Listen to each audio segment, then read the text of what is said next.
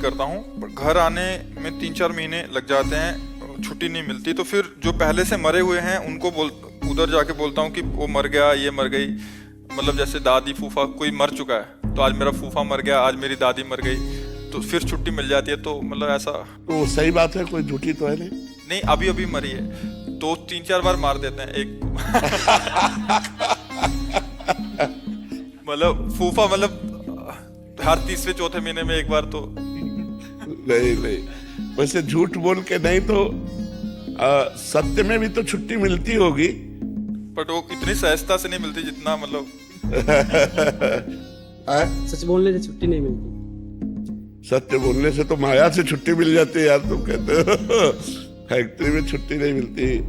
अब हम तो कभी फैक्ट्री गए नहीं तो हमको तो ज्ञान है नहीं, लेकिन हम ये कहते हैं कि झूठ बोलना अच्छा नहीं है। बोले ना तो कहेंगे जाओ जाओ फटाफट चले जाओ, छुट्टी दे दो, तुरंत मिल जाएगी, तुरंत। सच बोल दे नहीं जगह नहीं आ रहा, नहीं जा रहा, तुरंत मिल जाएगी। झूठ बोल दे जाओ जाओ चले जाओ। महाराज जी हर 1.5 महीने में अगर बोले वृंदावन जाए तो बिल्कुल ही नहीं। आज भी आपसे मिलने के लिए आज भी मैं झूठ बोल के आऊँ। कलयुग का प्रभाव है, झूठा ही लेना, झूठा ही देना, झूठा ही भोजन, झूठ चबेना, कलयुग का एक प्रभाव है। लेकिन नहीं, असत्य संपातक पुंजा, ये पाप है, ये तो पक्का। झूठ बोलना पाप है। 60 बराबर तप नहीं, झूठ बराबर पाप। जाके हृदय साच है, ताके हृदय आप। देखो, तो हमें चाहिए कि समस्याओं से भले हम लड़ें, लेकिन हम सत्य पर चलने की कोशिश करें, झूठ से बचने की कोशिश करें। अच्छा, भजन और धाम और भगवत प्राप्ति के लिए झूठ बोलना झूठ नहीं होता। जैसे आप भगवान के लिए रो रहे हैं, तो आपसे कोई पूछे कि आप भगवान के लिए रो रहे हैं, हमें कहाँ भगवान के लिए रोना था, आज हमारे शरीर में दर्द है इसलिए रो रहे, तो वो बच गए। जैसे एक सिद्ध महापुरुष थे, तो राजा के यहाँ भागवत हो रही थी, राजा भी बैठा हुआ था और भागवत हो रही पूरा। तो जो ही श्री कृष्ण रूप माधुरी का वर्णन हुआ तो उन्होंने हुंकार मारी और बेहोश हो गए, और भागवतिक सारे सद्गुण प्रकट उनमें। अब राजा ने देखा ये लक्षण तो महाभागवत के हैं, वो उठा और चरणोदक उतारा और आरती की और हाथ जोड़े बैठा उनके चरणों के पास।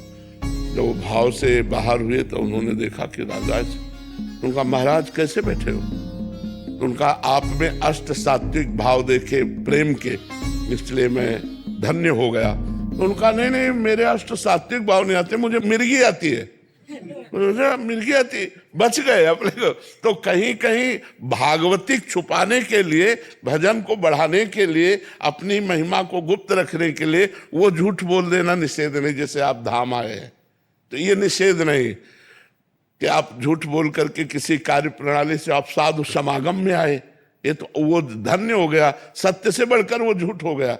आज हम बिहारी जी के दर्शन करेंगे, राधा वल्लभ जी के दर्शन करेंगे, वृंदावन की परिक्रमा देंगे, संत समागम, ये यही तो सत्य है, और तो सब झूठा ही है। हमें लगता है कि भागवतिक कार्यों के लिए यदि हम कहीं झूठ बोल देते हैं तो कोई परेशानी नहीं, लेकिन हम सांसारिक कार्यों के लिए झूठ से बचने की कोशिश करें। यद्यपि आज हम कह सकते हैं कि झूठ का बहुत बड़ा और सत्य का बहुत छोटा क्षेत्र रह गया है। हमें लगता है मोबाइल ये झूठ बुलवाता है। भाई, हम तो इस समय वृंदावन में तो नहीं, आगरे में है, कल आके बात करेंगे वहां बगले वाले मकान में है। तो ये मोबाइल झूठ बोला। कलयुग का कुछ ऐसा प्रभाव हो गया है कि झूठ की बहुत ज्यादा चलन हो गई, नहीं हो गई? व्यापार में देखो तो हर कार्य में देखो, अब पता ही नहीं चल रहा कि आदमी सत्य बोलता कब है, नहीं पता चलता है। अब मानना ही पड़ेगा झूठ को ही सत्य, नहीं तो सत्य बोलना बड़ा कठिन होता चला जा रहा है, बड़ा कठिन होता चला जा रहा है। जहां सत्य पर हमें विश्वास है वहां भी झूठ का प्रवेश हो रहा है। तो हमें लगता है बचना चाहिए, हम लोगों को झूठ से ज्यादातर बचने की कोशिश करना चाहिए। जी, आजकल तो इंटरनेट मीडिया आदि पे भी एआई का जब से ये ट्रेंड आया महाराज जी ऐसी भी हो जाता है कि ऐसा लगता है कि सच में ऐसा हुआ है, क्योंकि इतना ज्यादा वो भी एक झूठ का मतलब, कैसे आप काफी जगह ऐसा आपकी वॉइस को चेंज करके आप किसी का घड़ी का प्रचार कर रहे हो कि ये घड़ी बहुत अच्छी है, ऐसा टाइम देती है, आपका समय सही हो जाएगा।